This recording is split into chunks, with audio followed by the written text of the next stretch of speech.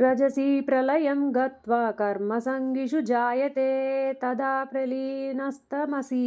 मूढयोनिषु जायते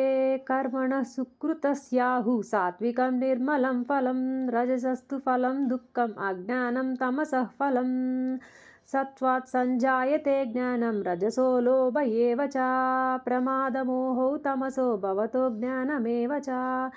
ऊर्ध्वं गच्छन्ति सत्त्वस्ता मध्ये तिष्ठन्ति राजसाः जगन्यगुणवृत्तिस्ता अधो गच्छन्ति तामसाः नान्यं गुणेभ्यः कर्तारं यदा द्रष्टानुपश्यति गुणेभ्यश्च परं वेत्ति मद्भावं सोऽधिगच्छति गुणानेता नतीत्यत्रीन् देही देहसमुद्भवान् जन्म मृत्युजरा दुःखैः विमुक्तो मृतमश्नुते अर्जुन उवाच कैर्लिङ्गै त्रीन् गुणानेतान् अतीतो भवति प्रभो किमाचारः कथं चैतान् त्रीन् गुणानति वर्तते श्रीभगवानुवाच प्रकाशञ्च प्रवृत्तिञ्च मोहमेव च पाण्डव तद्वेष्टि सम्प्रवृत्तानि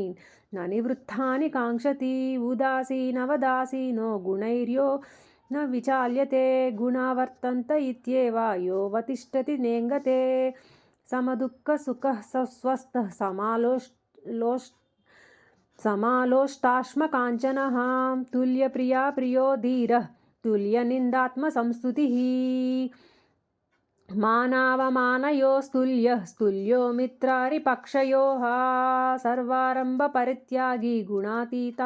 गुणातीतस्य उच्यते माञ्चयो व्यभिचारेण भक्तियोगेन सेवते सगुणान् समतीत्यैत्यान् ब्रह्मभूयाय कल्पते ब्रह्मणो हि प्रतिष्ठाहम् अमृतस्याव्ययस्य च शाश्वतस्य च धर्मस्य सुखस्यैकान्तिकस्य च ॐ तत्सदिति श्रीमद्भगवद्गीतासु उपनिषत्सु ब्रह्मविद्यायां योगशास्त्रे श्रीकृष्णार्जुनसंवादे गुणत्रयविभागयोगो नाम चतुर्दशोऽध्यायः समाप्तः।